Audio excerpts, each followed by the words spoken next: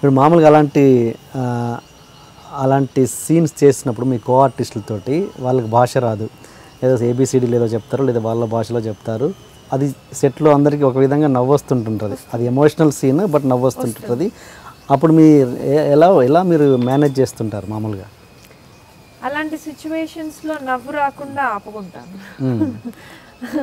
ఏం చేయగలుగుతాను? It's like I just stop my self. అంటే ఆ ఎమోషన్ మన ఎమోషన్ కరెక్ట్గా పర్ఫామ్ చేయడానికి ఖర్చు వచ్చేస్తూ ఉంటుంది, అది కట్ అవుతుంటుందిగా ఎమోషన్, అది కట్ అవుతుంది, చాలా డిస్టర్బెన్స్ వస్తుంది.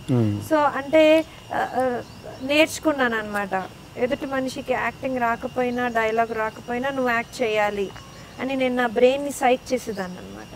సో ఇవన్నీ నేను చాలా నేర్చుకున్నాను మన తెలుగు ఇండస్ట్రీలో. తెలుగు ఇండస్ట్రీలో డైలాగులు ఉంటాయి, హీరో ఒక అమ్మాయిని ఇష్టపడుతున్నావు అంటే తెలుగు అమ్మాయి అయినా అని వాళ్ళ క్యారెక్టర్ యాక్టర్లు అందరు, నాకు అప్పుడు నవ్వు వస్తుంది అనమాట. సో ఇన్ని ఏళ్ళ ఎక్స్పీరియన్స్లో నాకు అర్థమైంది ఏంటి అంటే,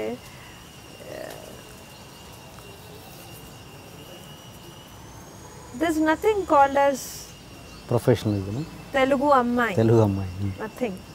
ఆ టైమింగ్, నీ మార్కెట్, నీ సక్సెస్, దట్స్ ఇట్. అగైన్ నీ success is inter connected with the industry.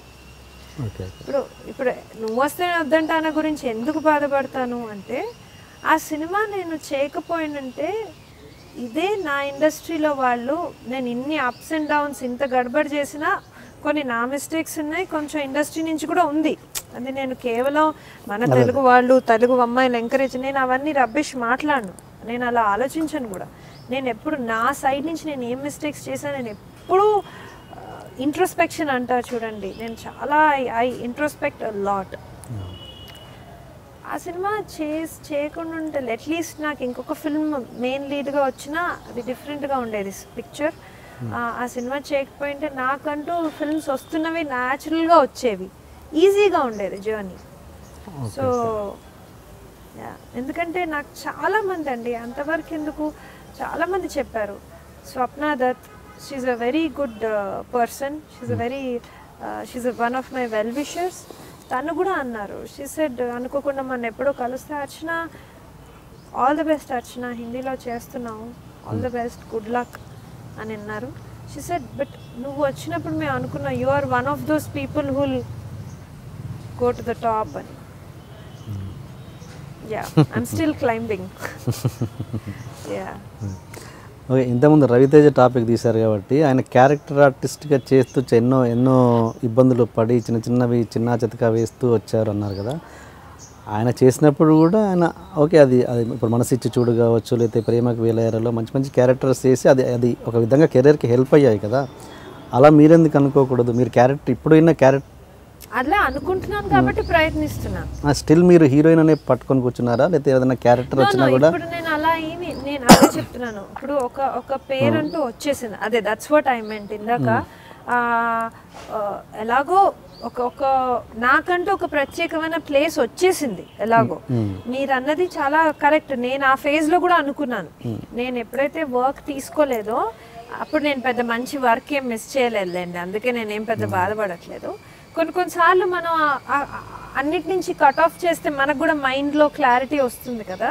So అప్పుడు నేను అనుకున్నాను, నేను ఎందుకు అనవసరంగా నేను ఇది చేయకూడదు అది చేయకూడదు. ఓకే, ఇప్పుడు క్యారెక్టర్ రోల్ స్లాటింగ్ వచ్చింది, అయినా హీరోయిన్ సెంట్రిక్ ఫిల్మ్స్ వస్తున్నాయి, నేను ఎందుకు బ్లాక్ చేయాలి, నాకు వచ్చే వర్క్ నేను చేస్తానని నాలో కూడా ఒక పాజిటివ్ ఎనర్జీ వచ్చింది.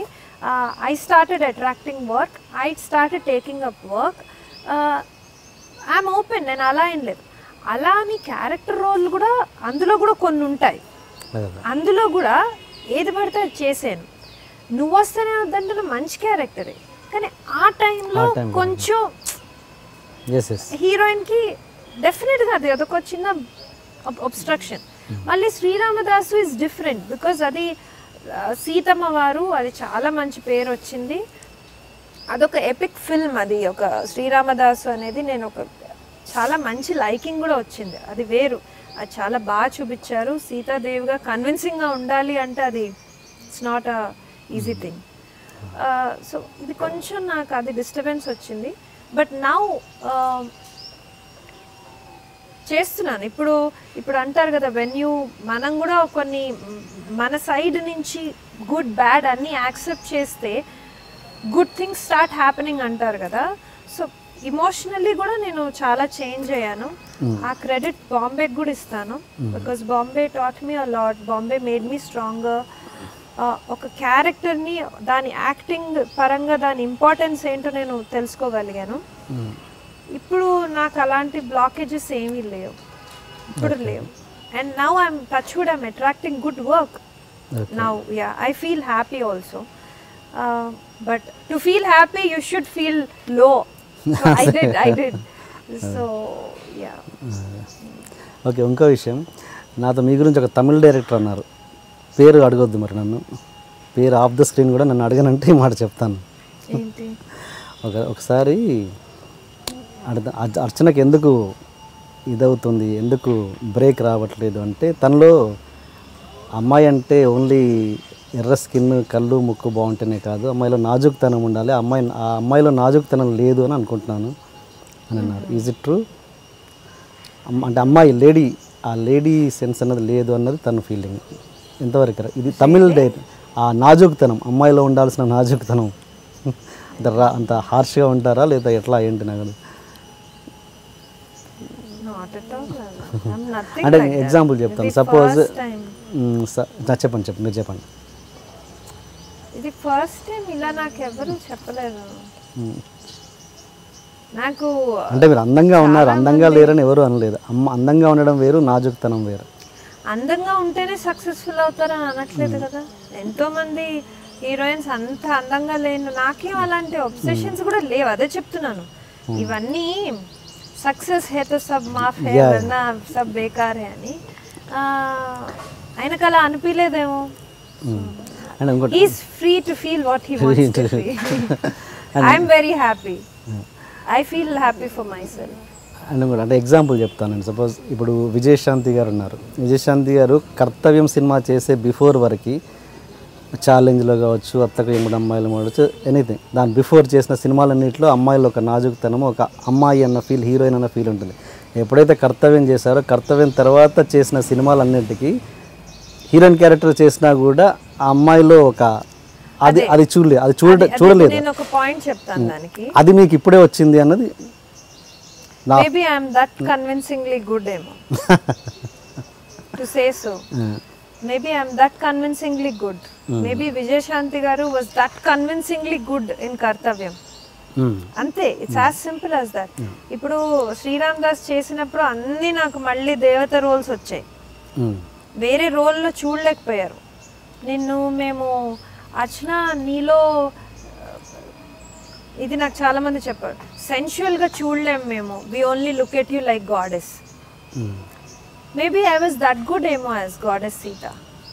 నేను అంత కన్విన్సింగ్గా ఉన్నానేమో సీతగా. So I have nothing to say. ఇప్పుడు 100 మంది రకరకాలుగా చెప్పుకుంటూ ఉంటారు, పెద్ద పెద్ద వాళ్ళే క్రిటిసిజమ్స్ ఫేస్ చేశారు. What am I? నేను ఇంతకుముందు అన్నది ఏంటంటే, మీరు కర్తవ్యం సినిమా తర్వాత విజయశాంతి గారిలో ఆ నాజుకుతనం పోయింది, అంటే ఆ హార్డ్నెస్, ఆ హార్ష్నెస్ అది ఉంది కదా, అది మీకు ఇప్పుడే కనబడుతుంది అన్నది ఒక చిన్న ఇది అనమాట. అంతే. మీకు అనిపిస్తుంది అది ఆ నాజుకుతనం లేదు అన్నది ఒక ఇది. అది ఎంతవరకు నిజం కాదా? కరెక్ట్ అయి ఉండొచ్చు. నాజుకుతనం లేదు కాబట్టి నాకు హిందీలో ఫిల్మ్ చేస్తాను.